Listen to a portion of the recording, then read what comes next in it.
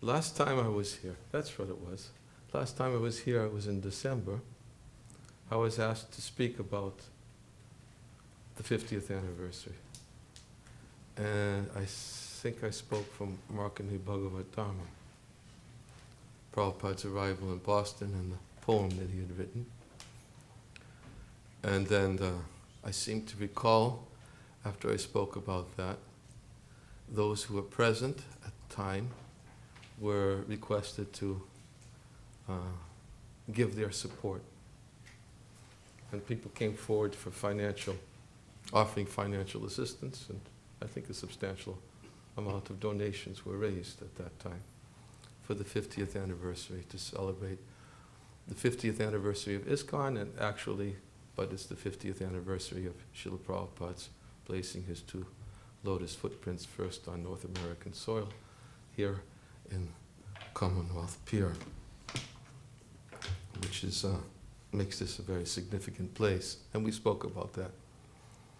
And then I remember after that, I was approached by Vanamali, and who else there was one other person who was also not here. Who? Nitin. Maybe it was Nitin. Is he here? He's in India. He's in India, okay.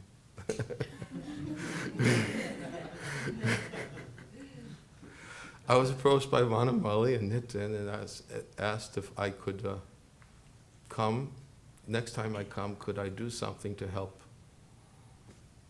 with this event? And I said, well, the next time I come may not even be until the event itself, so I don't know how much I could help. And then somehow between the beginning of our discussion and the end of the discussion, I made a decision to come again. Which is now. And then I said that I can speak about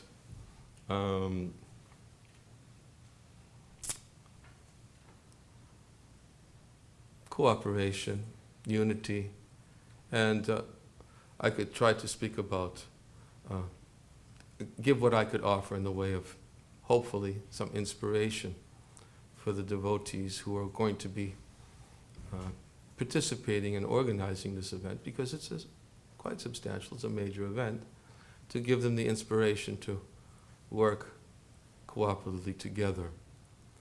Because actually, if we want to glorify Prabhupada, and we don't cooperate, it's no one individual's task glorifying Prabhupada. There may be a main organizer, but it's not his show. But nonetheless, to really glorify Prabhupada doesn't mean that we simply speak some words in glorifying him, although that will be part of today's event, in which Jayadvaita Maharaj will speak about Prabhupada. But another way, and an even more important way of glorifying Prabhupada, is by embodying that which he taught. Because if we can't embody that which he taught, then it's an empty message. Or at best, it's just, it draws the audience to conclude that, well, Prabhupada was a great person, but, and his message was pure, transcendental, his personality was perfect and complete, but somehow those who were left to serve his instructions and to fulfill his wishes and his desires weren't able to do what Prabhupada's greatest wish was before departure, to work cooperatively together to spread Krishna consciousness and to at least maintain that which he had given to us. So our behavior and our ability to cooperate is another way to glorify Prabhupada. And it's a very substantial way, especially if we make a big splash glorifying Prabhupada to the media, to the Westerners, and to the non-devotees, and to invite them and encourage them to look what Srila Prabhupada did. And then people come and say, well, when I look empty temple, or what to speak of devotees not even cooperating to cooperatively to organize the same event which is supposed to glorify Prabhupada. Right then and there, you send a mixed signal to the people that, well, what makes it really attractive is that everybody is working together for the same cause, and the same cause is selfless devotional service to glorify Prabhupada. And our ability to be selfless and the desire to really to take up in a mood of service is what really gives an impression to people about the depth of Prabhupada's wisdom and the depth of Prabhupada's teachings and the depth of his personality. Look at the society he created. Because that's what people see. Look, you see the society he created. And that can't be done by hiring what do they call it? Those people who come and help you with your public relations? PR firm. And asking them, what can we do to create an image so that our movement has a better image? You can't hire a PR firm. It's useless. I mean,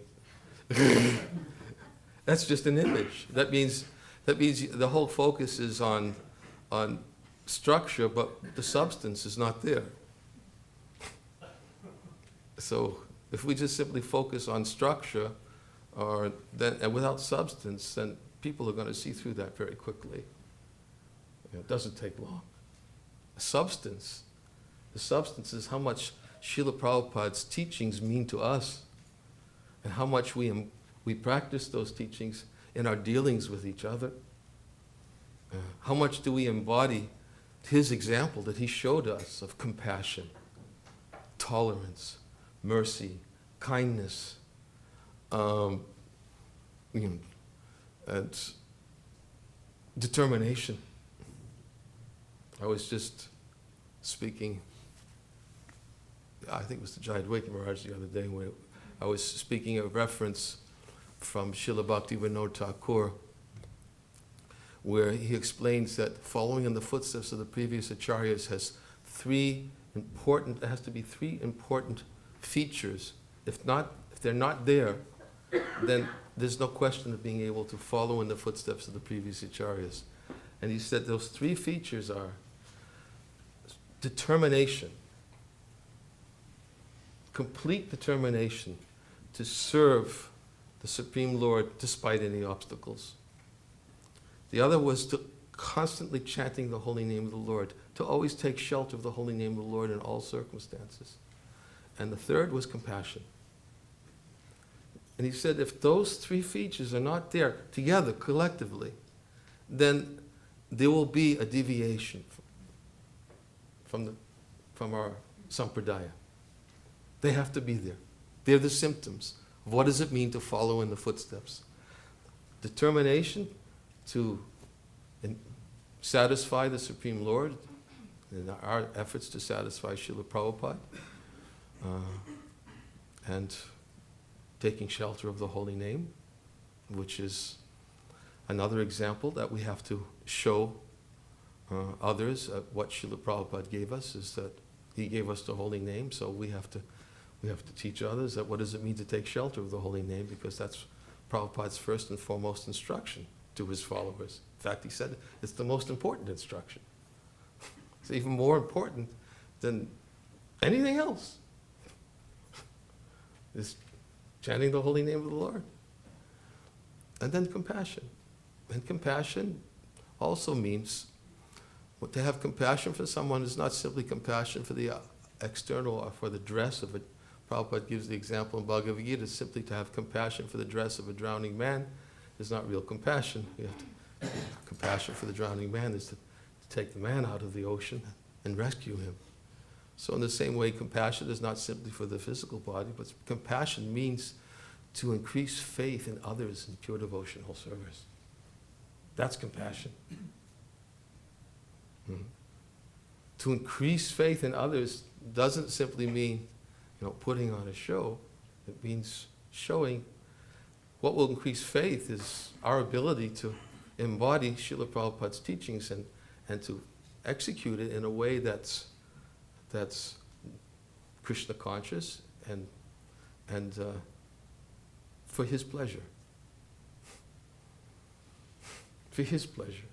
It's not for my pleasure, it's not for anyone else's pleasure. If we do it for Prabhupada's pleasure, it's solid.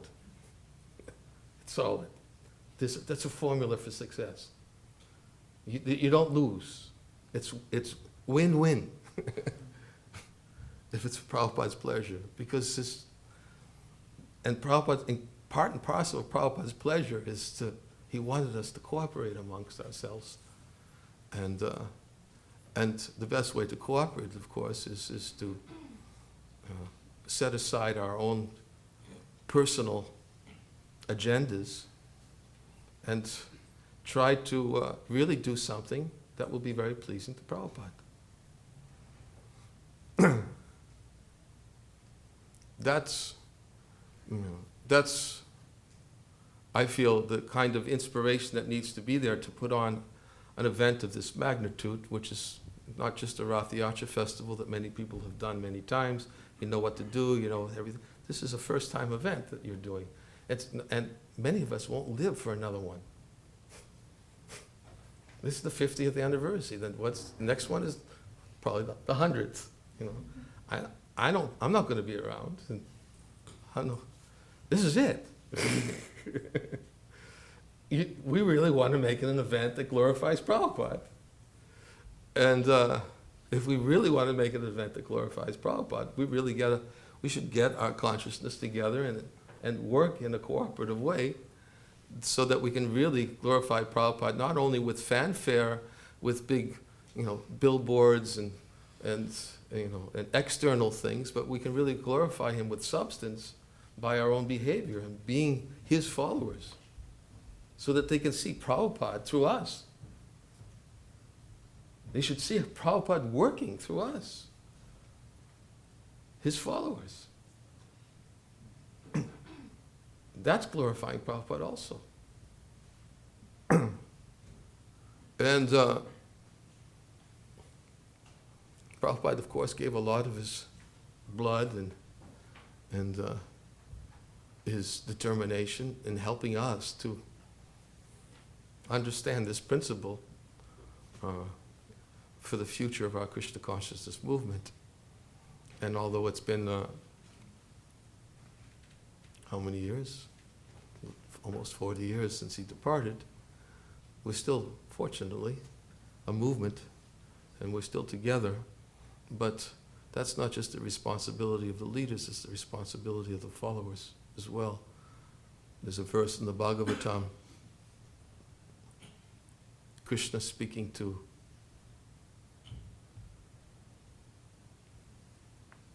the four Kumaras, when he says that a wrong act committed by the servant leads people in general to blame the master. Just as a spot of white leprosy on any part of the body spoils all of the skin. Right? And he's speaking of the four Kumaras apologizing for the behavior of Jai and Vijay. He said, they're my servants. They claim to be my servants. They treated you like this? I have to come personally to apologize. They did this to you? The Lord had to come personally to the four Kumaras to apologize because they claimed to be his servants. And he said that a wrong act committed by a servant, somebody who claims, I'm the servant, I'm Prabhupada's servant. You commit a wrong act, then it leads people in general to blame the person who gave the instructions, the master. So we have to take that into consideration, that if we want to glorify Prabhupada, then we have to try to be careful not to commit a wrong act. And misrepresent him and misrepresent the sampradaya that he preserves as the founder acharya of the Krishna consciousness movement. Because he embodied compassion, determination, and always chanting the holy name of the Lord. He embodied it. He kept the sampradaya intact for us. And now it is our duty extend that same mood through compassion, chanting, and determination. And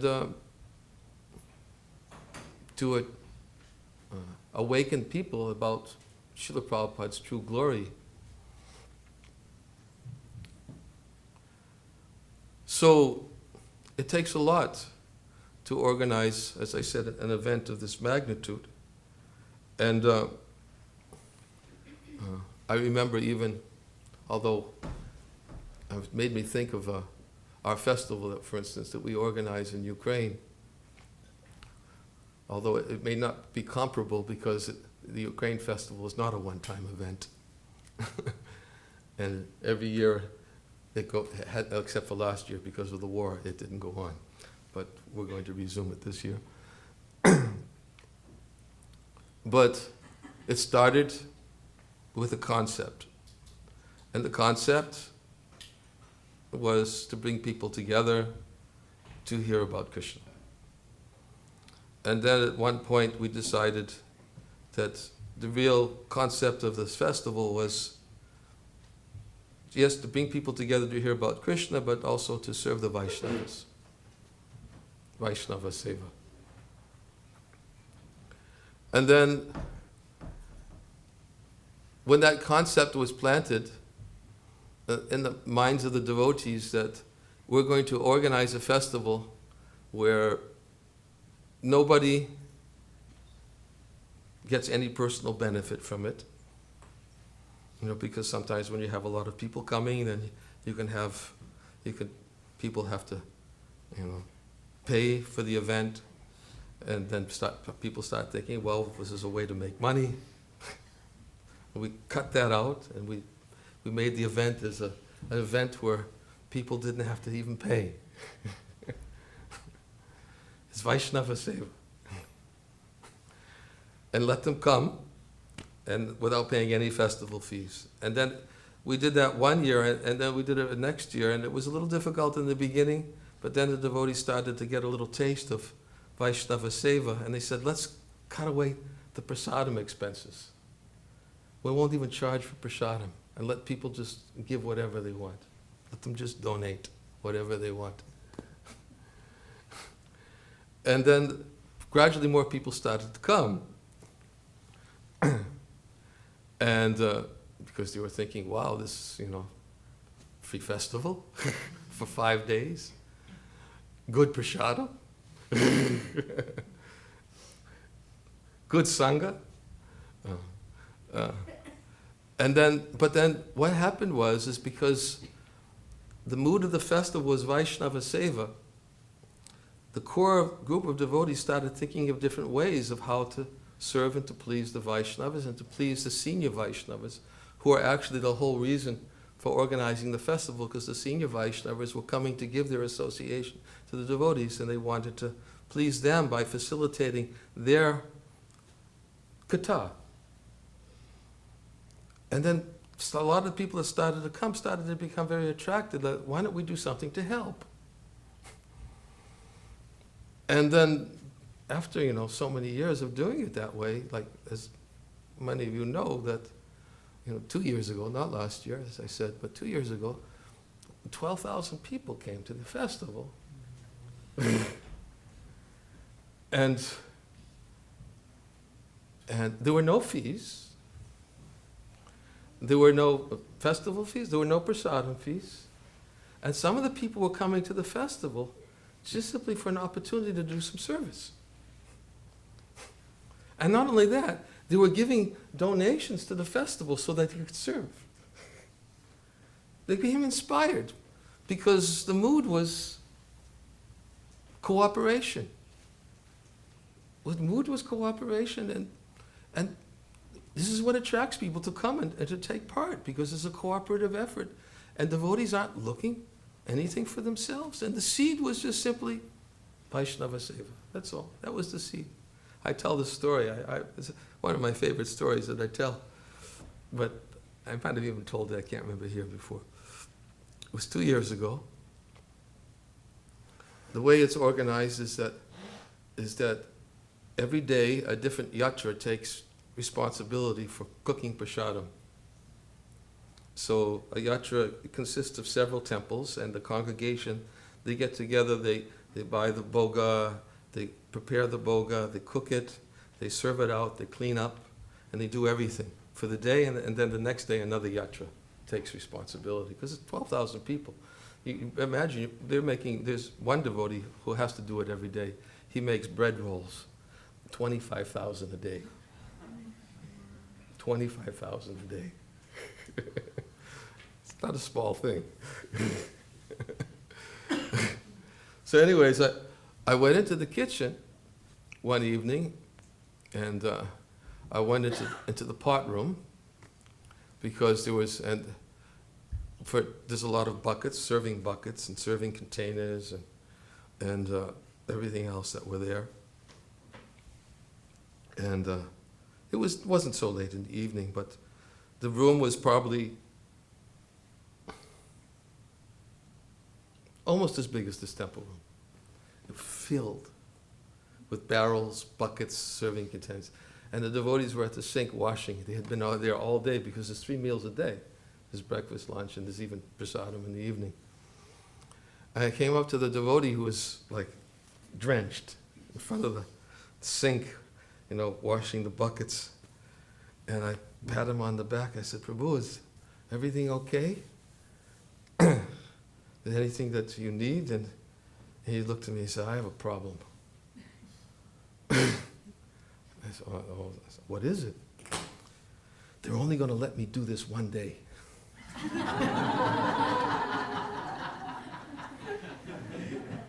That was his problem. I said, "Really?" He said, "Yeah, they change yatras every day. I can't do it tomorrow." I said, that's your problem?" "Yeah." He said, "Maharaj, is there some way you can make an arrangement that they'll let me do this tomorrow too?" After he'd been washing pots like since the morning, all the way to the night, nonstop. That's just,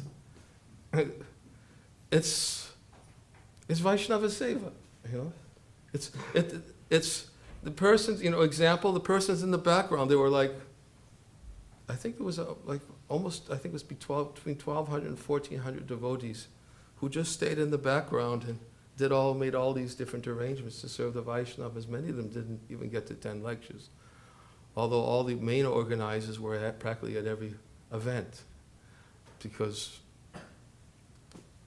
cooperation. It takes cooperation to host an event for 12,000 people for 5 days, not just one day, for 5 days.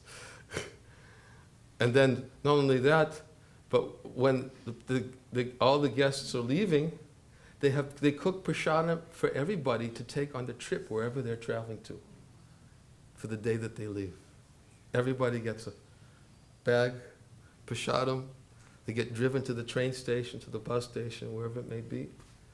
And so because that kind of spirit is there, the local people, this is in a place called Yevpatoria in Crimea. Unfortunately, we can't do it in Crimea anymore because it's no longer part of Ukraine.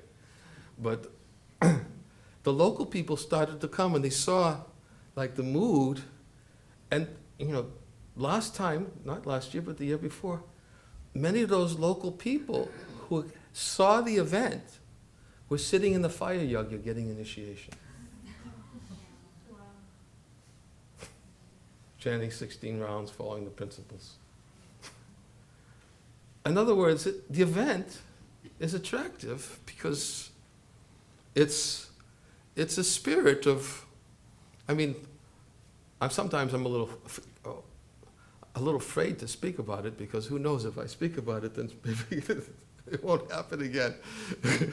But it's been going that way and for quite a few years, and just the seed was serve and don't expect anything. Don't expect glory, don't expect money, don't expect appreciation. Just serve because it's pleasing to Krishna, it's pleasing to Prabhupada.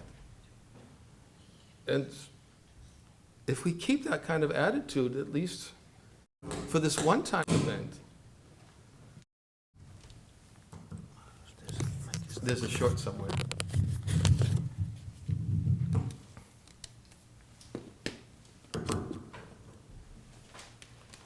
That's, at least that's what I hope all of you who are here to hear about Prabhupada's 50th anniversary, I hope that you can try to take up a similar spirit and come together and work together and glorify Prabhupada, not just by, of course, we hope Yadavbhava's movie will be done by that time. I saw the trailer in Mayapur this year, and he's working to get it done in time for this festival.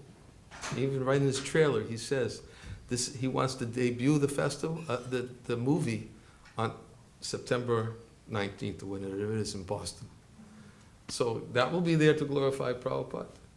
But we want to bring people there and to attract people, and many people, to get the opportunity to come in contact with Prabhupada's followers and appreciate who is Srila Prabhupada. Look what he has done. That's, for any follower of Srila Prabhupada, you can take part fully by demonstrating what Srila Prabhupada has done, by exemplifying what he has taught. And it's a once in a lifetime chance. Don't lose it. That's all. That's my humble appeal. Don't lose it. You've got to start now. Please don't wait until September 17th to start discussing about getting things together. I organized Rath Yatra every year for 13 years. I started organizing Rath Yatra the day after Rath Yatra. That makes sense? What Rath Yatra was I organizing? The next year's Rath Yatra. The day after Rath Yatra. The way we started to do it. The day after Rath Yatra, I started organizing the Rath Yatra for the next year, and then during the year. And then everybody knows what they're doing. Because I had too many experiences of having a big Rath Yatra festival. Going out, Lord Jagannath made it, but sometimes no cartels, no mridungas. Sometimes Lord Jagannath didn't make it also, or he was late. But last minute details, just like falling through the cracks, because it just wasn't planned. Systematically, ahead of time, everybody knew what they were doing, and then all of a sudden you see everything closing in, crushing in, and so many things fall through the cracks just before the event, because you didn't stay focused on the event. Don't wait till September, please, 17th, and start thinking how you can contribute. Now is the time to plan.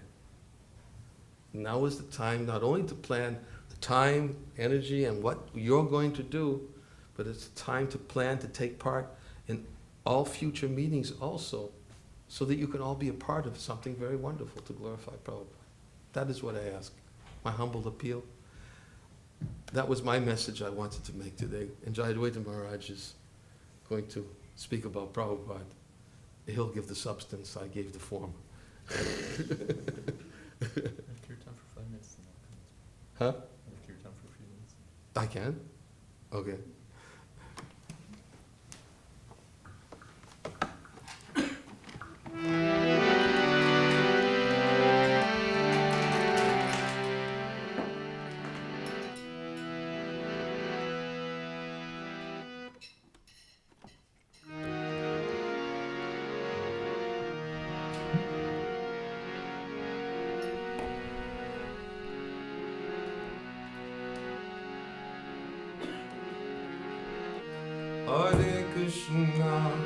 Hare Krishna, Krishna Krishna, Hare Hare,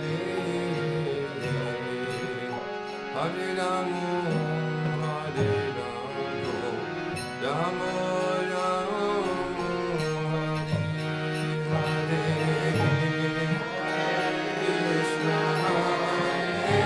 Krishna,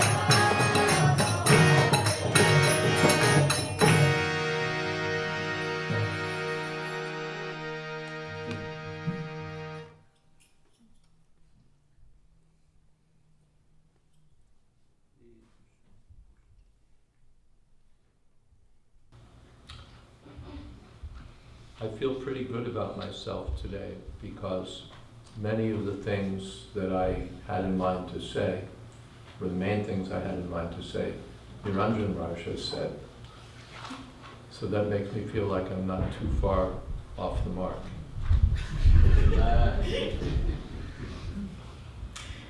Maharaj has spoken about the importance of Prabhupada's teachings and living those teachings, which is usually what I think about. Everybody wants stories and pastimes, and I usually think about more about these kind of issues, how we do what Prabhupada told us to do.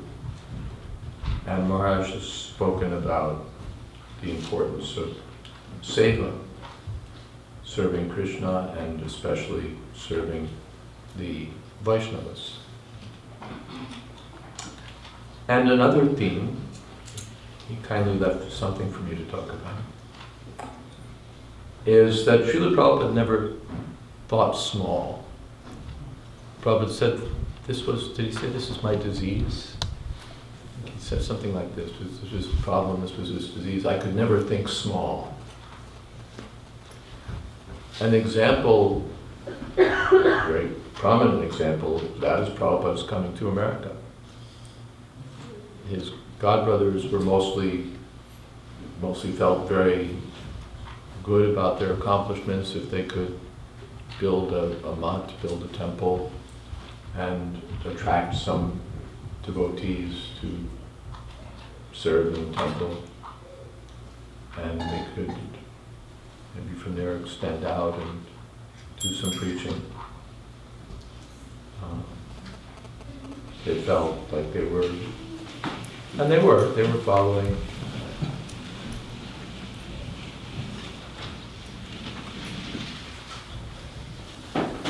what their Guru Maharaj had said to do, but on a small scale. And Srila Prabhupada wasn't thinking small. When one of my godbrothers told me that when he first came to the temple at 2nd Avenue, Prabhupada's quarters, you know, were in the back, and there was the storefront in the front. And to get to the quarters in the back, you went through this hallway. There was a little buzzer there that you had to, well, there were buzzers for each apartment. You buzz and you get let in. And next to Srila Prabhupada's buzzer, there was a tag, as there was for everyone, and it said International Society for Krishna Consciousness. This was like 1967 or something. And the whole thing was Prabhupada and a few ragtag hippies. And this devotee was thinking, what International Society for Krishna Consciousness? Just Swamiji and just the Swami and these few people. He kind of got a chuckle out of it. But Prabhupada was thinking in terms of an international society. He'd already, he came to America, which was already a huge thing. You know why Prabhupada came to America, by the way? What Prabhupada said? He said that my Guru Maharaj sent some of my godbrothers to England, but they couldn't accomplish anything. It was a failure. So I thought, well, at least if I'm going to fail, let me fail in a new place.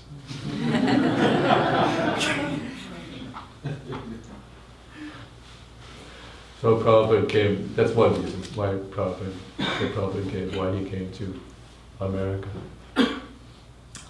But that already was a huge thing, to come to America. Prabhupada wound up in Butler, Pennsylvania, and there was a family there, and they were seeing to his basic necessities, and he was speaking at the local YMCA and meeting a few people. But Prabhupada thought, no, the action is in New York City. And so, with nothing, he just went there because that was the big place. Prabhupada was was thinking large. Before coming to America, he'd been working on the what was it? Harmonist, I think, before there was Back to Godhead. He was working one of those patrikas under the in service to one of his godbrothers. But the godbrother was sort of content, have a little publication and turn out some few copies. And Prabhupada was thinking always how to improve it, how to make it big, how to do something. And there was sort of incompatibility there because Prabhupada was the only one who was thinking big. The person in charge was thinking status quo, maintain the status quo, maybe improve the status quo a little bit. But Prabhupada was thinking how to do it bigger. When he came to America also, he started the Back to Godhead. He spent the whole treasury to buy a couple of like mimeograph presses. And the devotees were publishing the Back to Godhead and coming out irregularly with the magazine. But Prabhupada, thinking big, was thinking about how it should be done in color, how it should be done in thousands of copies. He was even thinking, he said, I'm looking for the day when it will be like Life magazine, or back in those days, Illustrated Weekly, which is like Illustrated Today is, like India Today is today, in the matter of its popularity. And so Prabhupada went from, the few hundred copies they were printing. Prabhupada negotiated with Jayadvaita how to print, forget, 5,000, 10,000, 20,000, something like that.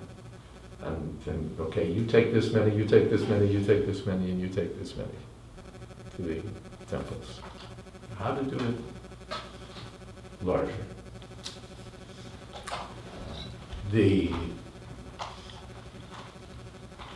So he was thinking big. That's one thing.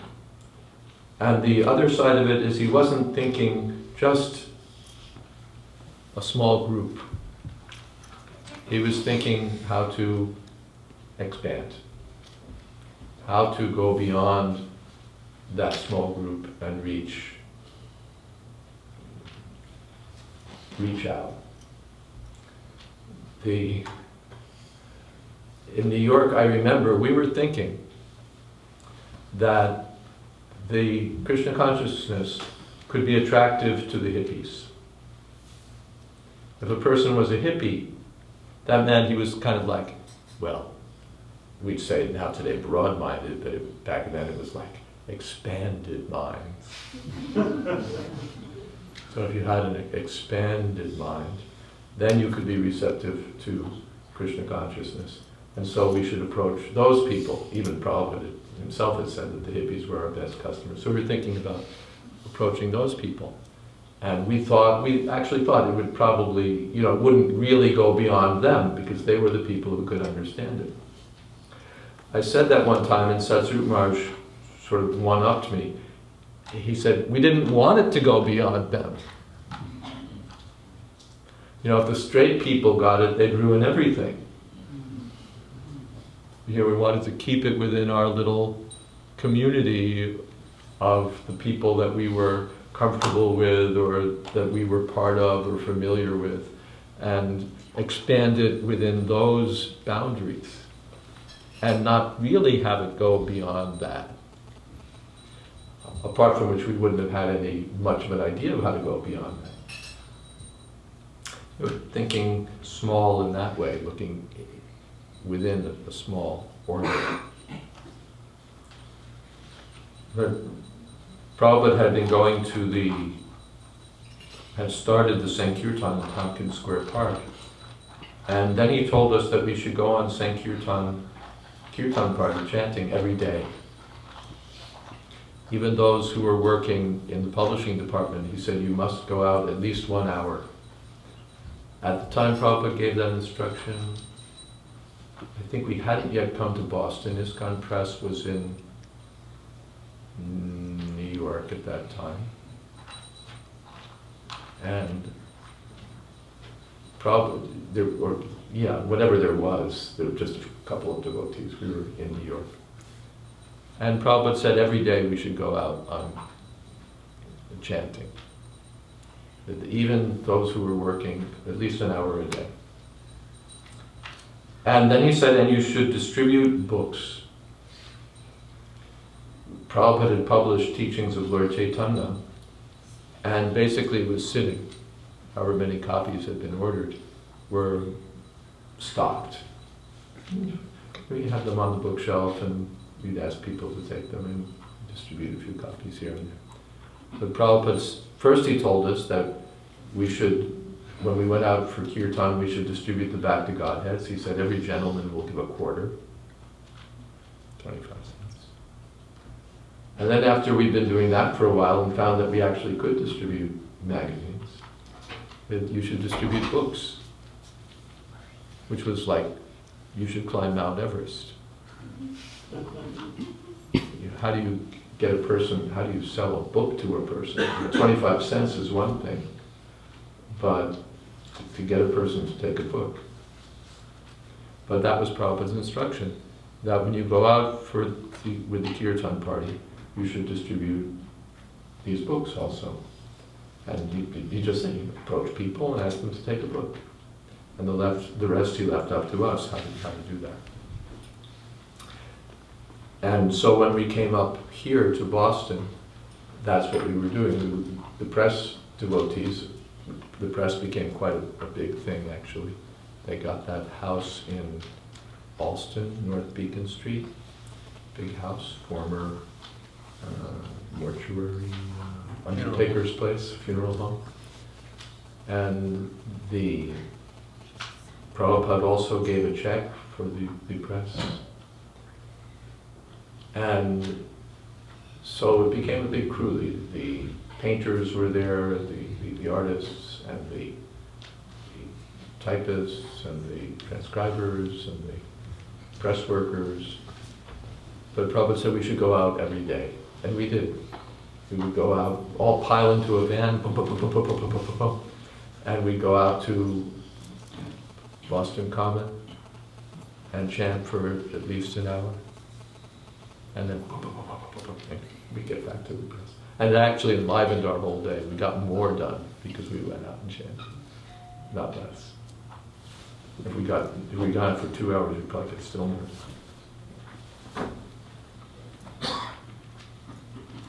Then, as you know, the book distribution became a huge thing.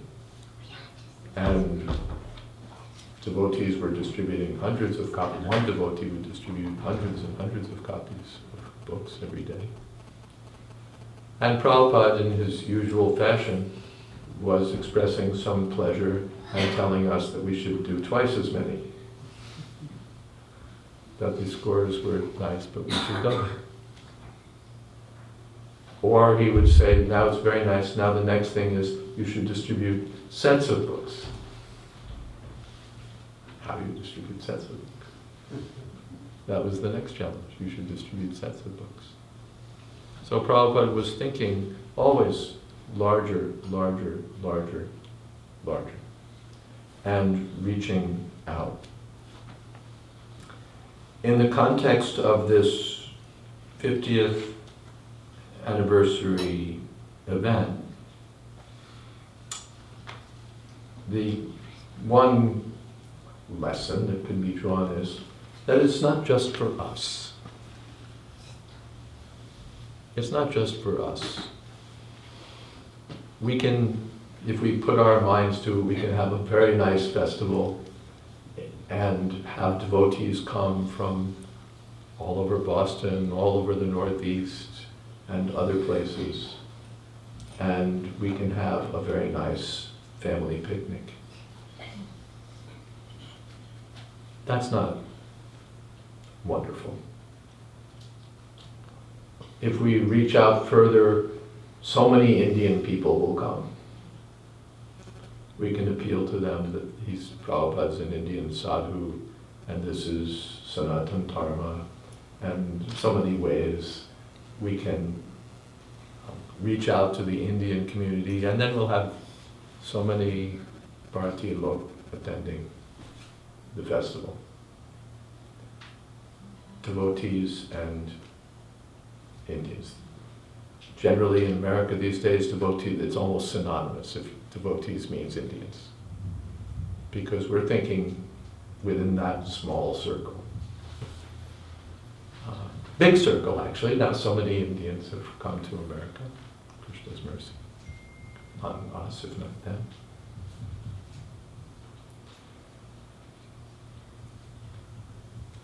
That is to say, on our American movement, if not on the Indians who have the misfortune to find themselves in the United States. But our goal should be how to push beyond those boundaries. It's not that Indians are the new hippies.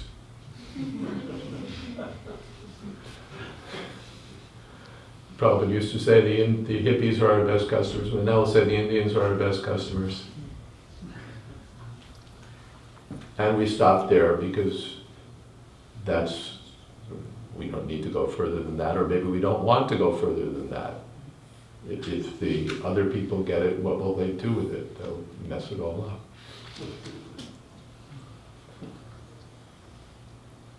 But we should be thinking very broadly how thousands and thousands and millions of people should hear about Srila Prabhupada, hear about Srila Prabhupada's message, understand the importance of Srila Prabhupada's teachings and his contribution in so many spheres, socially, intellectually, theologically, in every department of life. Srila Prabhupada's teachings are relevant. And therefore the leading persons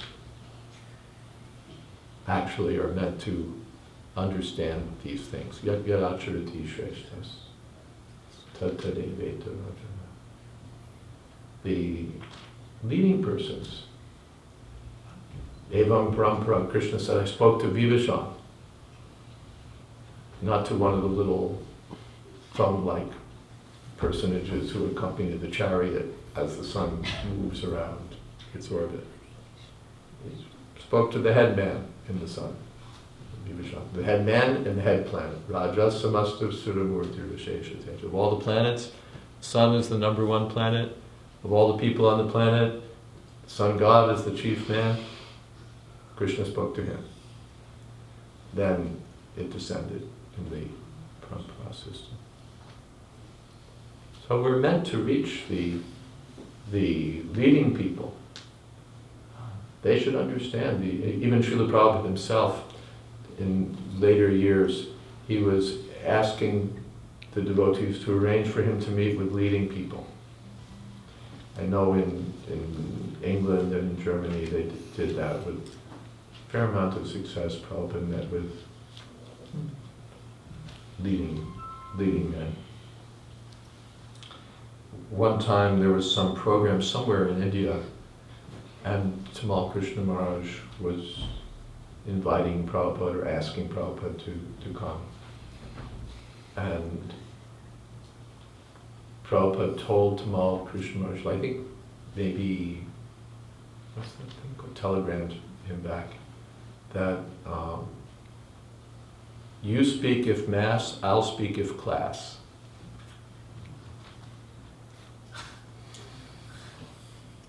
Now, if you're just reaching a big mass of people, you can handle it.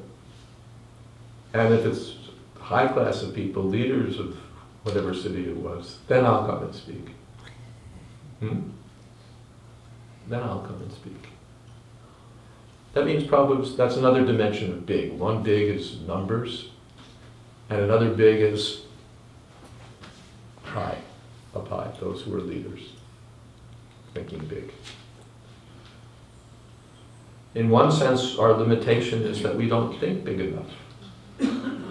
I'm reading these days about publishing and books and getting your book out, and people, one of the things you do is you get endorsements from people. Yes, the book is nice, I recommend this book. And the the consistent advice across the board that they give to authors is, don't think small. Whoever's the top person in your field, go to him. Whoever the top people are, send your book to him and ask for endorsement. Because you don't ask, you don't get. Prabhupada one time, several times said, some professor of his had said, or some teacher had said, that if you try for a B, you'll get a C. You know, if you try for an A, then, you know, maybe you'll get a B, maybe you'll get an A. But if you try for a B, the best you'll get is a B. And more likely you'll get a C. So thinking how to, even I had another person, he's a friend of mine, he's an expert in fundraising. And he gives seminars on raising funds for different worthy groups. So he gave one such seminar, a small group of people, 20 people or so. And he asked a question. He said, how many of you here have ever gotten a donation of $1 million?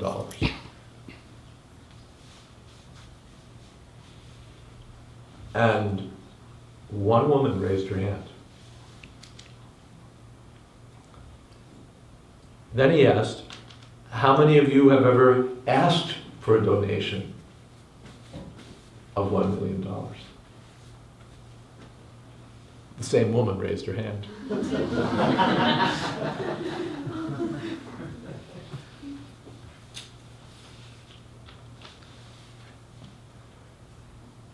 So Prabhupada was thinking that way, not, well, I don't know if they'll, he's writing to Mahatma Gandhi, he's writing to the president of India, he's writing to, you know, people that, you know, why should they care about Prabhupada? He's a sadhu who hardly could afford a decent set of cloth, and he's writing to them and telling them that they should give up everything and surrender to Krishna, or that they should learn the science from him and spread it all over the world because they're people of note. Why should they pay him any attention? But Prabhupada thought that way, how to, as he put it, shoot the rhinoceros. You've heard about that? Shooting the rhinoceros? Yeah, Prabhupada said, it's one of those safari things, that if you're going to go hunting, then you should shoot for the rhinoceros. Because, you know, one of the big five, I think they call them, you know, the lion, the tiger, the elephant, and the rhinoceros, so big game animal, rhinoceros. When you go hunting, you should shoot for the rhinoceros. Because if you bag it, then, oh, he shot the rhinoceros. And if you don't, they'll say, well, anyway, it was a rhinoceros.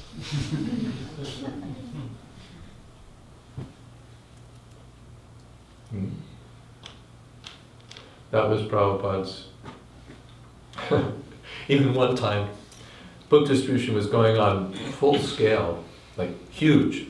And we were in airports all over America.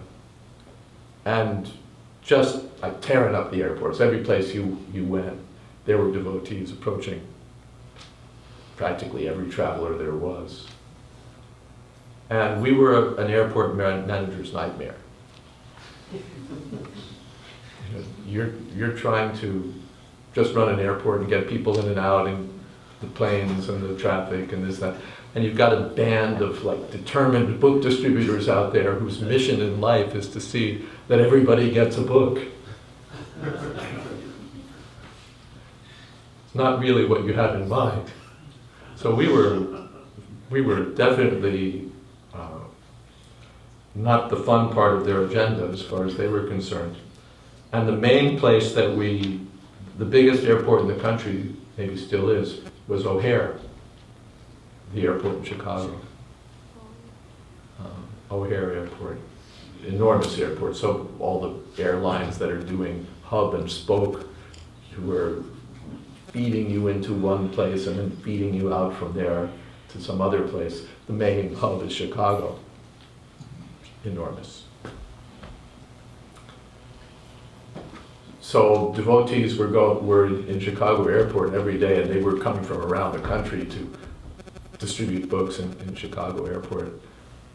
The leading book distributor at that time was one devotee, Tripurari, maybe Jayadvaita Swami at the time, I don't remember. And Prabhupada told him he should approach the airport manager and ask him that they should please rename the airport Oh Hare Krishna Airport.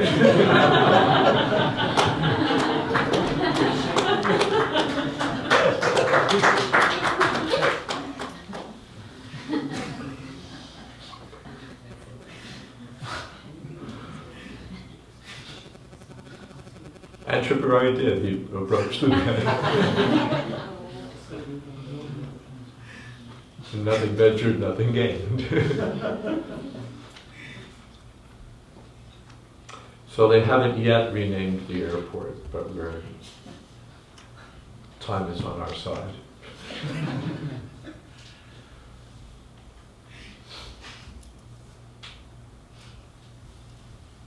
So as Prabhupada thought in so many ways big, so Boston is one of the most important places, one of the most important cities intellectually. It's a hub of, still a place of learning, a place of education, a place also of commerce, a place of historical importance. So Boston, and a place where Prabhupada, and above all, the place where Prabhupada came. Somehow or other, of all the places he could have come, he, by Krishna's arrangement, he came first here to Boston, and by another Krishna's arrangement, you're all here.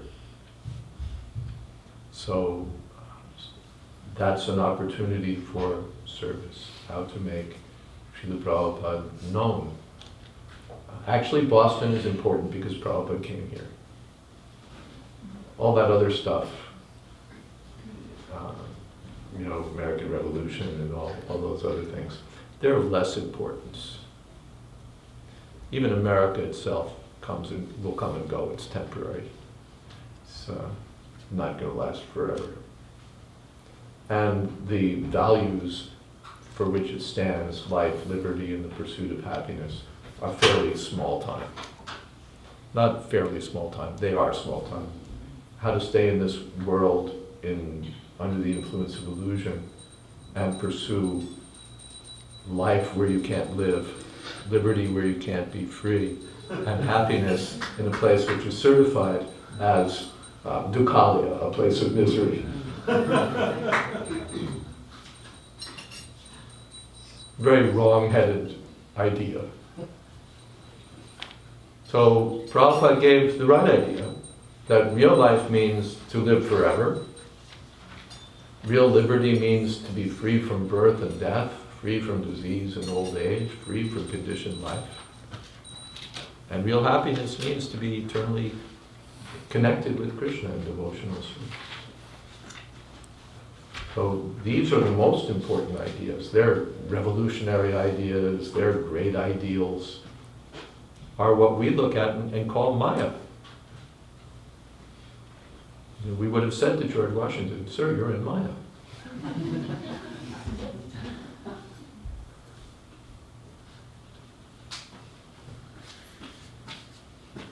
Who was that other? Was it Patrick Henry? No, it wasn't. Who was it? Nathaniel Hale. Great American patriot. I regret he was hanged by the British, but before then his last words, "I regret that I have but one life to give for my country."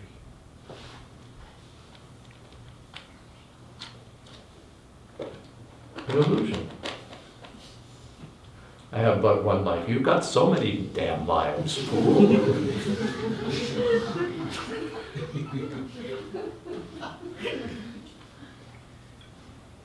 But you're thinking you have only one, and even if you only have one, you want to give it for your stinking country.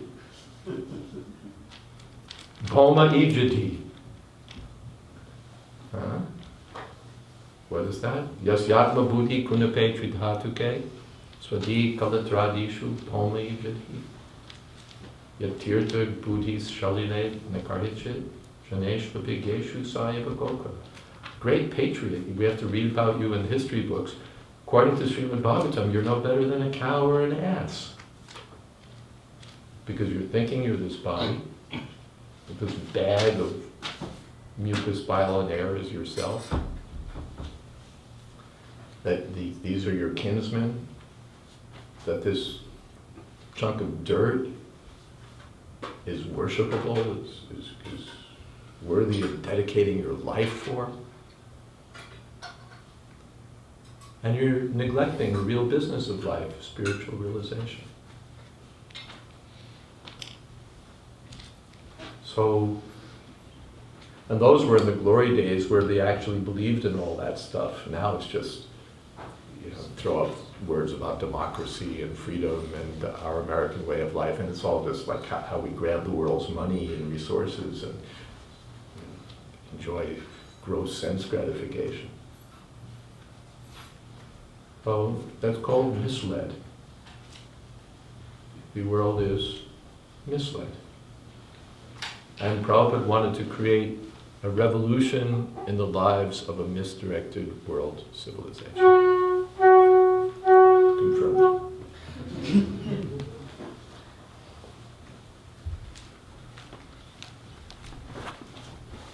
He wanted to create a revolution in the lives of a misdirected world civilization.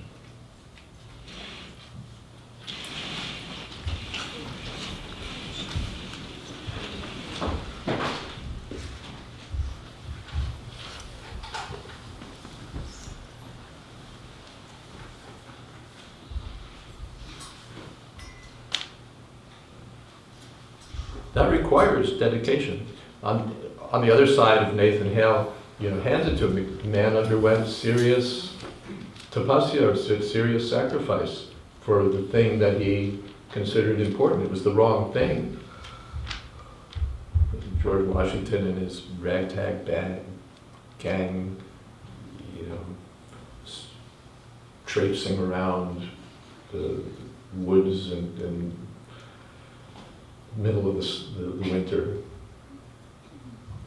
But they succeeded. They drove out the British Empire. They drove them out by determination. One of those three things that Niranjana Maharaj mentioned, determination.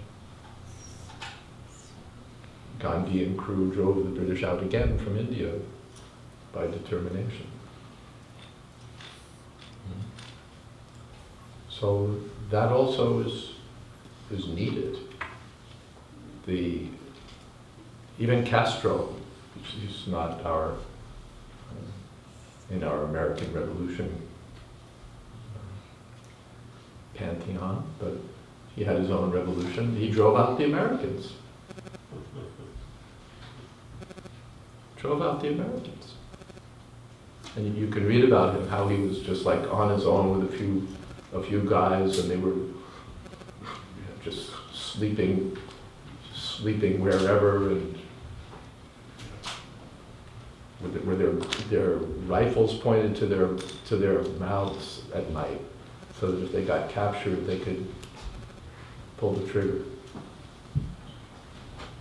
Serious sacrifice. Again, not for the highest purpose. So, but if they could sacrifice for these lower ideals, how much can we sacrifice to spread the message of Krishna and to spread the glories of Srila Prabhupada? It doesn't happen automatically. It doesn't get accomplished by casual effort.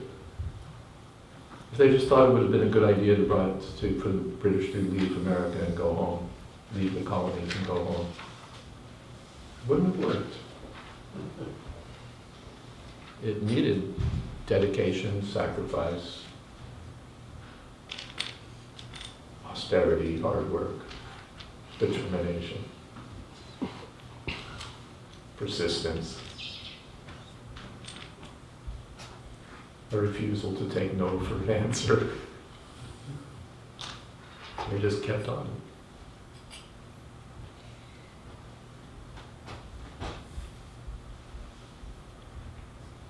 And intelligence also.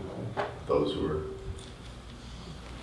students of American history, it wasn't just all determination and guts. There were serious strategies and plans and intelligent people using their intelligence.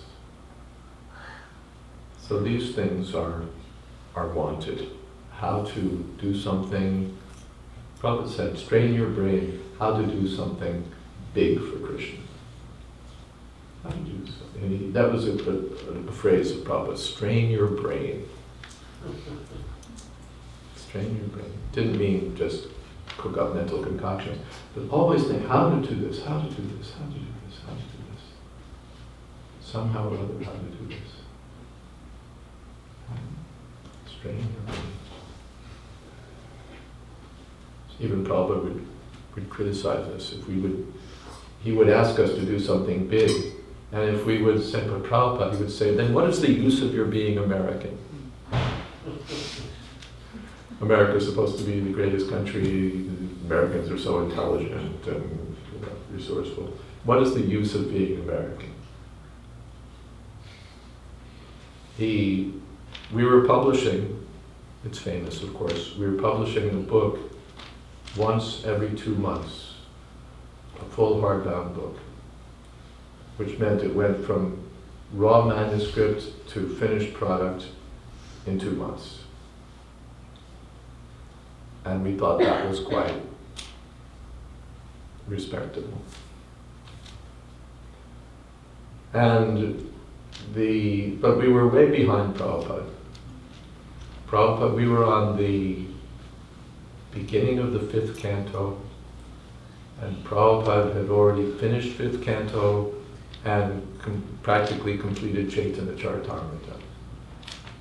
So 2 volumes of Adi Leela, 7 volumes of Madhya Leela, 5 volumes of Antya Leela, sitting there, not done, practically not started.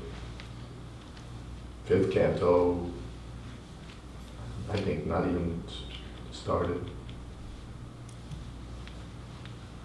So Prabhupada came to Los Angeles. The press had moved from New York to LA. And we had a good crew then. We sort of developed quite a good crew in New York. And we'd gotten new typesetting equipment also back then. Now what we had would fit on somebody's laptop. But back then it was a big thing. Photo typesetting had just come in to full, was the cutting edge really. Before then it was linotype, which meant letters made out of hot metal and pressed into letters as you go. This is too high and it's feeding back.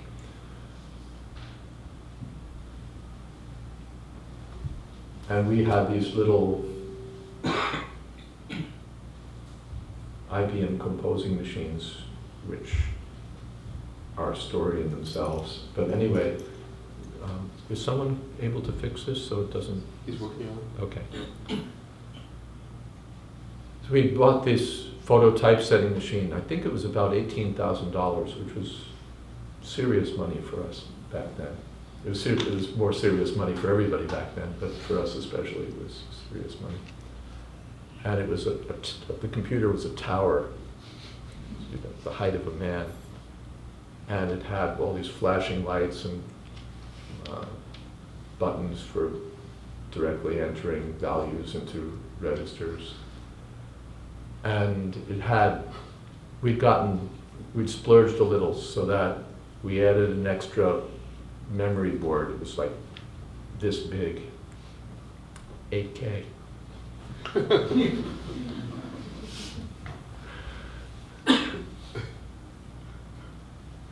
We had, anyway, it was quite a setup that we had in Los Angeles. It was really good.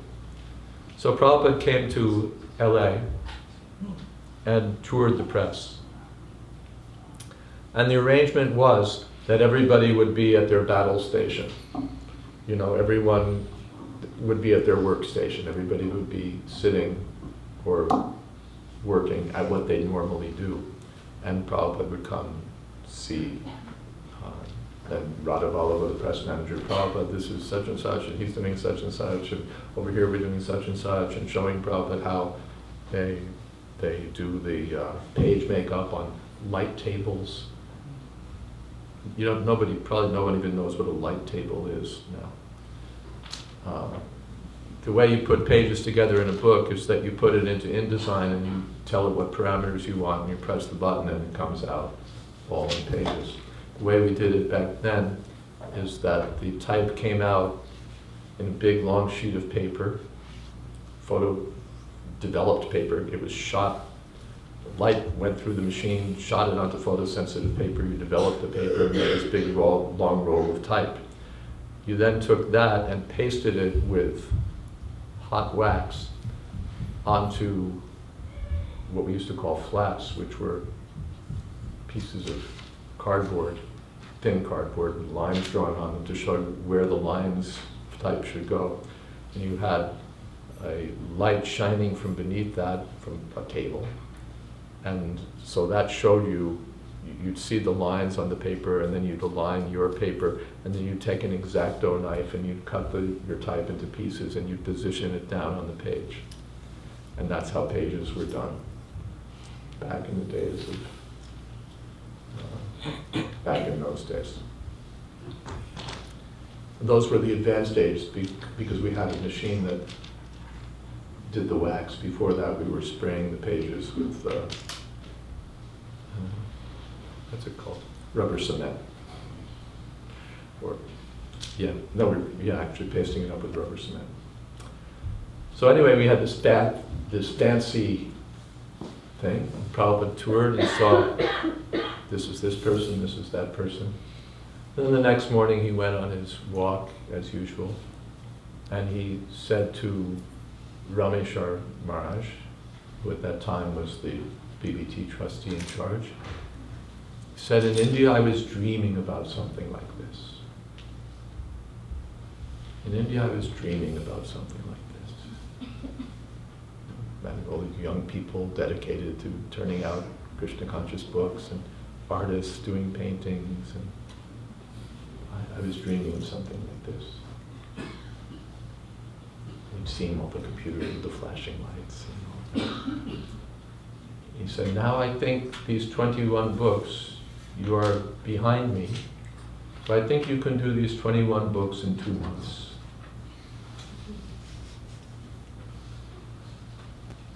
In 2 months we were doing 1 book. And Prabhupada told him 21 books. So Rameshwar started to explain to Srila Prabhupada why this was impossible. And Prabhupada said that impossible was a word in a fool's dictionary.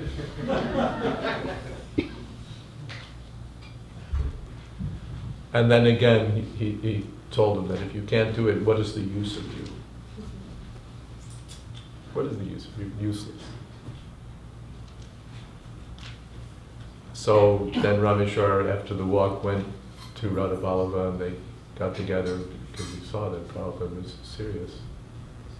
And we figured out how those books were going to be produced in 2 months. Which meant everyone working around the clock, and then bringing in some extra people. It meant all sorts of things, painters. It meant literally production managers pulling the paintings out of the artist's hands while they still were working on them. Just more. Pulling the paintings out of their hands because it had to be shot to meet a deadline. But it was done. And Prabhupada receives the books in Vrindavan, and he was pleased. So it's said in Chaitanya Charitamrita that which is very difficult to do becomes easy to do if one remembers Lord Chaitanya. And what's very easy to do becomes very difficult to do if one forgets Lord Chaitanya. So when we remember Srila Prabhupada and remember his teachings and remember Sri Chaitanya Mahaprabhu and Krishna, then even impossible things become possible. Even the impossible things become possible. Even the smallest devotee can accomplish wonderful things. And otherwise, even the big men can't get anything done. By our own power, by our own exertions, by our own intelligence, what will we accomplish? And that was Prabhupada's poem also when he came here, that what can I do? And I'm just a beggar, what can I do here? But what is it that you can't do? You're the Supreme Mystic, you can make everything possible.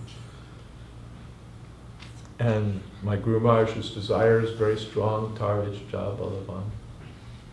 So by his desire also, these things become possible. Or these things, Prabhupada was explaining what those things are. And in every village, in every town, from one ocean to the other ocean, from village to village, everybody will chant Harinam, everyone will chant Hare Krishna.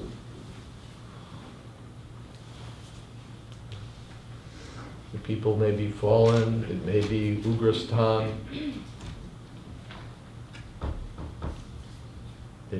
I may be a very small person, but when you desire, all of these things become possible.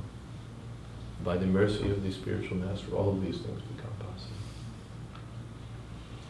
So already it's astonishing how many wonderful things have been accomplished by Srila Prabhupada, for Srila Prabhupada, by the mercy of Srila Prabhupada. I think that's the official title for today's program, Accessing Srila Prabhupada's Mercy. That was the official title we were given. Very, a little computer-esque title. These days you don't receive or get anything, you access everything. So, how to access? By determination, by courage, that all right, let me try for it. Prabhupada also used that expression, to try for it. And maybe successful or maybe a failure, but try for it. So that mood, that determination and that enthusiasm also. Prabhupada said, I am not one to be easily discouraged. And so he pushed. There were so many discouragements. The governor's wife took the house where he was trying to develop the League of Devotees, and there's so many things in Prabhupada's career. The rascal at Juhu wanted to steal the land. There's practically a whole history of setbacks, anti-cult movements, deprogrammers, this, that. So many obstacles. Even Prabhupada told me one time, we were sitting on the veranda on the Lotus building in Mayapur. I was there with some other devotees, and Prabhupada said, anything good you want to do? He said, there will be so many difficulties. Anything good you want to do, there will be so many difficulties. It wasn't easy for Prabhupada, even it's not that it was all hard, he crossed the ocean and that was such an ordeal, and then after that it was all easy street. So many difficulties afterwards, in every corner. because his purpose was great. His purpose was great. But Prabhupada had that determination and was not a person to be discouraged. So similarly, somehow, here is the place. In America, in India, actually Calcutta is the place, because that's where Prabhupada appeared, and that's where Prabhupada left from. So, from one point of view, you say that for this 50th anniversary, Calcutta is really the place to focus. And for America, Boston. Not Seattle,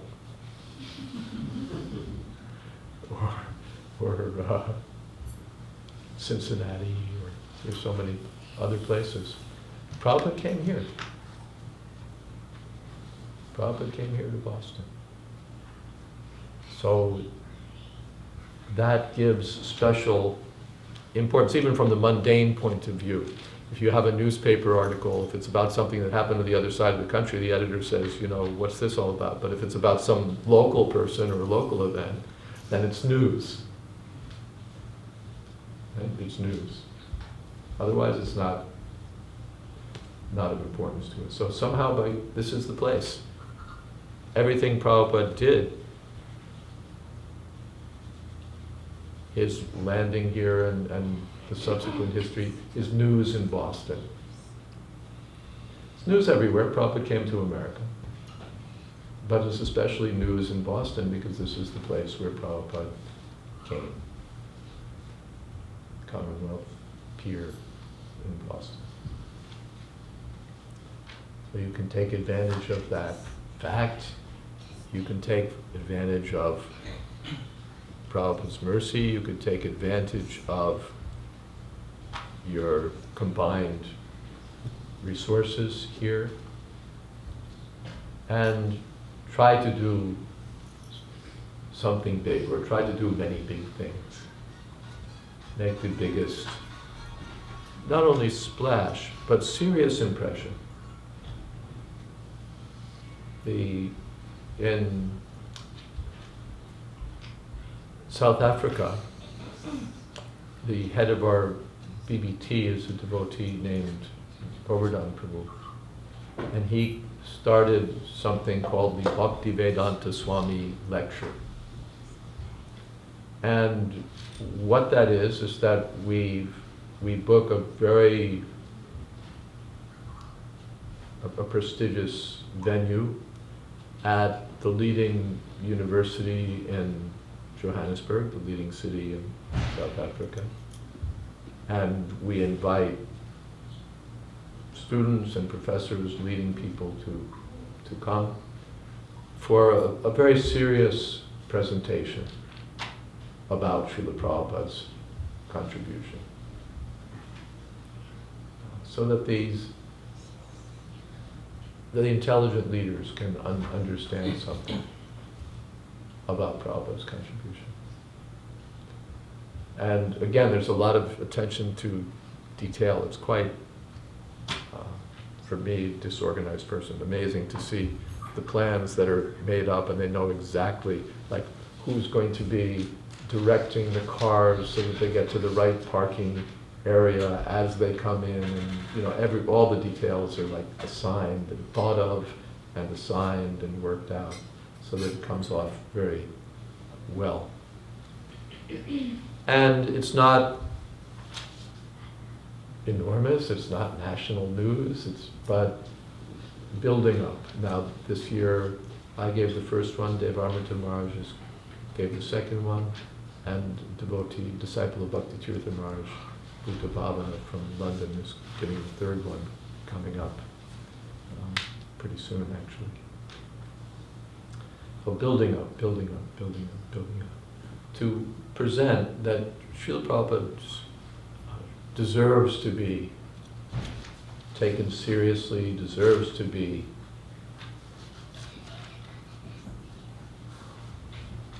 paid attention to, as for his unique contribution to human life, to spiritual thought, to spiritual philosophy, to practical spiritual development, to making people happy, to the contribution of to literature and art even. So many things that Srila Prabhupada has done that deserve to be inspected. The author of Chaitanya Charitamrita says that if you're really serious, you should give attention to the mercy of Sri Chaitanya Mahaprabhu. You should interrogate it, you should examine it. If you're a philosopher, Prabhupada quoted another verse from Srimad Bhagavatam that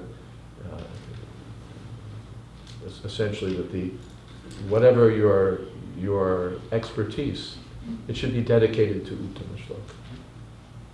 It should be dedicated to the service of Krishna. So this Bhagavatam philosophy, there's nothing to compare to Srimad Bhagavatam, and Prabhupada made that his life work. So presenting Prabhupada doesn't mean just presenting, this humble saint dressed in saffron who came in elderly in his old age.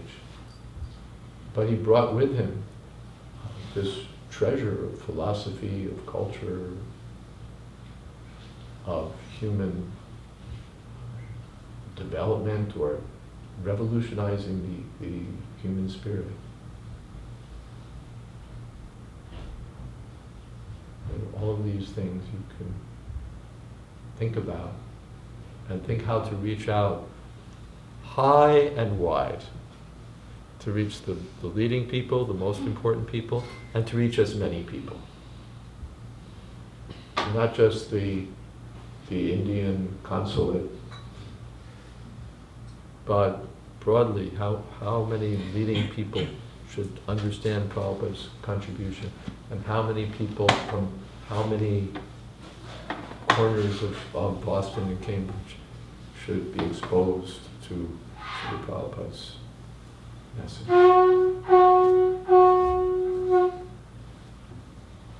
That's a good ending. Should we take questions, or you want to say something more, or somebody else want to say something, or where do we go? Mm-hmm. Thank you for very inspiring lecture. I was wondering about reaching out to broader section of society, like non-Indian audience. This one maybe recent feedback that we got was that the lifestyle, like as a devotee or as an Indian that we lead, is unrelatable to, say, an average American student. So that creates, even the philosophy may be attractive. Punk is a good American term. It means nonsense.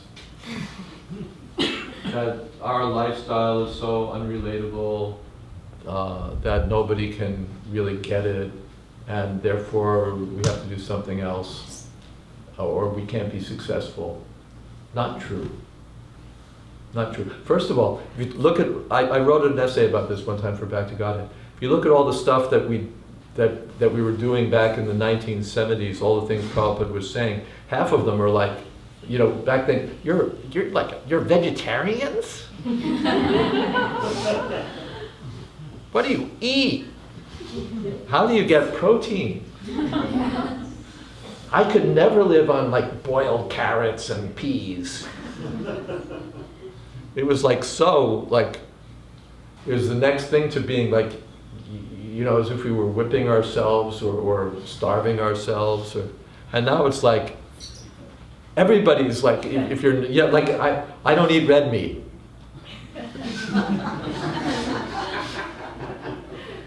Or I'm vegan. I mean, it's everybody's, you're so, if you're not vegetarian, you're so uncool.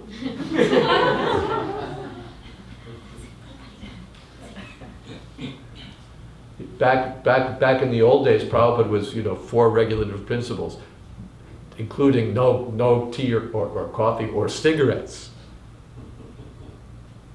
It was like, yeah, cigarettes aren't so good, but so that we don't take cigarettes. It's now like if you're smoking cigarettes, you're a pariah. They put you in a glass room in the airport with the others of your species. And let everybody else watch while you blow smoke at one another.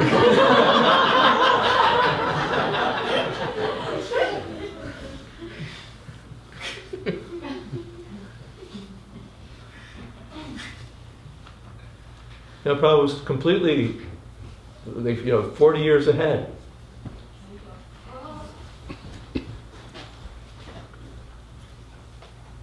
How in tune, even if the hippies were our best customers, how in tune were we with them, saying no intoxicants, no coffee, tea, cigarettes, marijuana, LSD, cocaine, hashish, psilocybin, none of those stuff. That was totally against the grain. No illicit sex.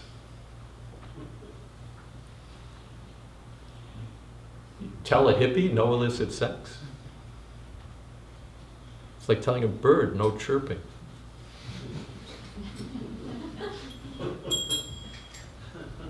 It's their way of life. But Prabhupada didn't compromise.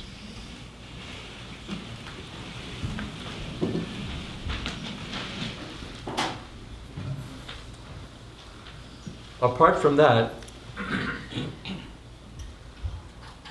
so many, maybe I'll go into this a little bit.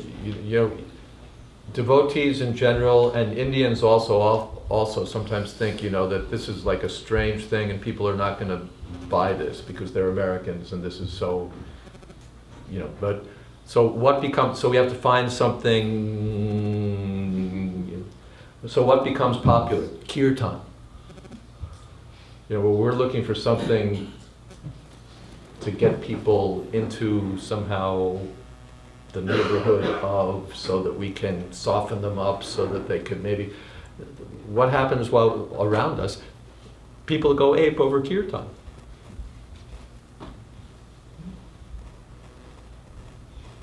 Actually, we have the best stuff. We have the best food, hands down.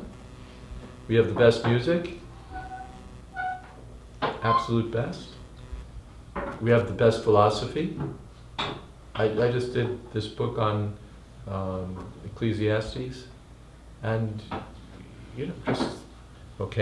these are very profound ideas you have, but you read Srimad Bhagavatam and it comes to a whole different level.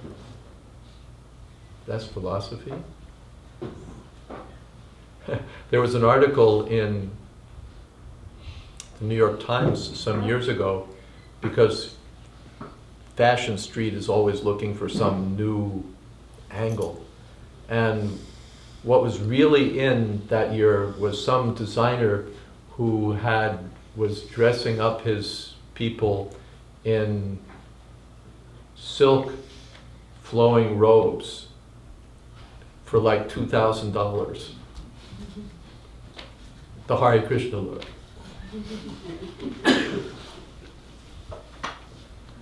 So America's bankrupt. I shouldn't say that. They have something. They're not totally bankrupt, but they're poor. Their food is miserable. Their music is abominable. Food's abominable too. Philosophically, they're anemic. Socially, oh my goodness. They have no clue, and therefore they're miserable. Even like ordinary life, the mama bear, the papa bear, the baby bear, that's beyond them. They can't even get that together because they're missing the most important thing. And I should say, for the benefit of those who are coming from Indian backgrounds, because lots of times I did a seminar on this in New Jersey, and there's so many reasons why Indian devotees think that they can't, get out there. People will think that we're strange. People will think that it's only for Indians. People will not understand my accent. People will, I don't know what to say. All of these things. But if you look at it, you're actually, like, we were a batch of hippies. A batch of people with no assets, banging on people's doors or, approaching them in the airport and asking them to take these unfamiliar books. The Indians are, number one, super educated in this country. It's like not all the villagers are coming to America to become neurosurgeons and IT workers. Highly educated, materially successful, the richest minority in the country. In every way, practically. Working for the biggest companies, holding solid positions. So you're in a prestige position. You're actually in the prestige position. You're not like, some outsiders who are trying to get in. Plus, if people look for spiritual life, India's got something. They don't know what the heck it is, but they know it's got something.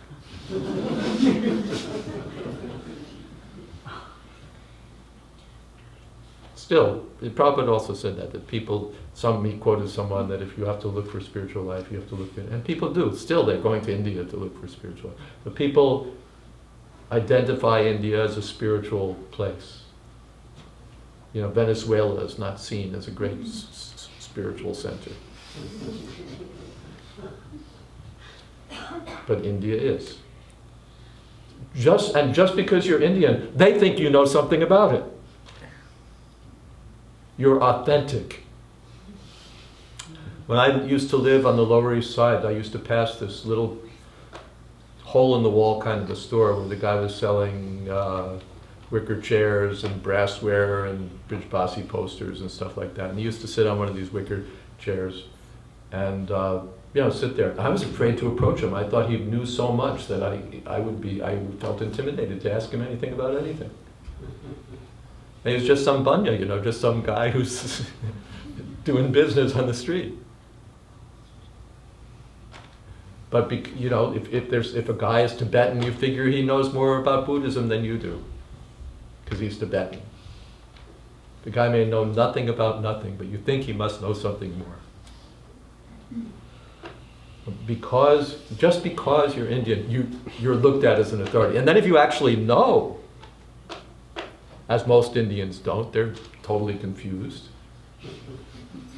They can't explain why they're worshiping all of these gods and why they're doing all of these things. They have some very big mess of confused ideas. But if you actually know the science, then it's like you're way out ahead. So be bold. Plus, America, one more thing. America has gone nuts for being multicultural. If you're not white Anglo-Saxon Protestant, then they have to listen to you.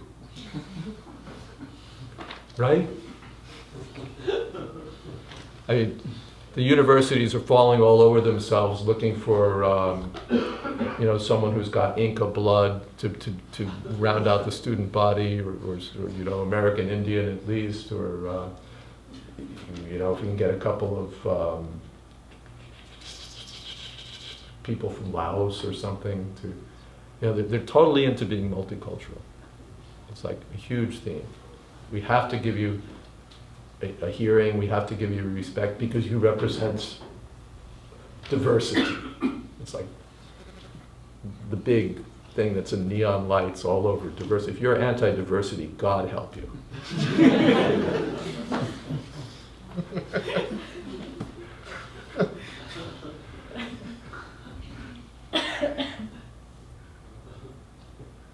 And people are actually recognize that other cultures have something to contribute, that America is all about people from different countries contributing to our wonderful society. So you have all of these things going for you. And if you just take courage, take courage and go out there and give it a try, you'll see wonderful results. It's not only that other Indians will say, yeah, but you take it to others and some people will say no. And some people will say, thank you, no, I'm Christian, blah, blah, blah, blah, blah, blah, blah.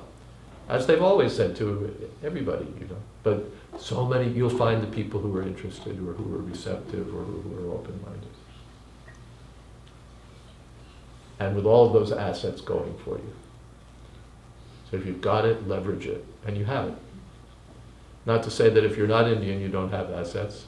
Chinese is good.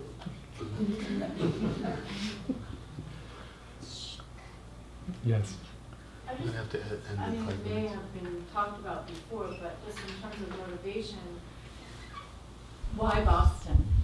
This is a seed of transcendental philosophy. This is where Wordsworth and Thoreau and that sort of thing. So the ultimate transcendentalist comes as Prabhupada. And Beacon Hill is thought of as Brahmins. And so he's the ultimate Brahman. So he's come, to a place for a reason, because these seeds were planted and he's expanding on these seeds. So we have to use what we have, which we have tremendous cultural heritage around this subject. And lots of people came here, very small little bits, but lots of people came here, and it's also really the foundation of the abolitionist movement. This is where people came when the Civil War was going on. This is where the seed of idealism is really the root. And you talk about Nathaniel Hale, but really we came for religious freedom. That's why we established this country, because it wasn't possible to have any kind of other religion. And now all religions flourish. So there's lots of cultural and heritage, deep heritage. And I think you can tap into that by just thinking about the different religious, just go to all the school heads of the theological departments and talk about this as a momentous occasion, and we can end talking to the city in terms of this is a really seminal event, and that is your leverage right there. The heritage that pre-exists, and that there's amazing people that you can, Khalil Gibran or Wordsworth or Emerson or Thoreau, and there's lots of them, in terms of the abolitionist movement too. So I just wanted to add that. Wonderful. There is a publication which is in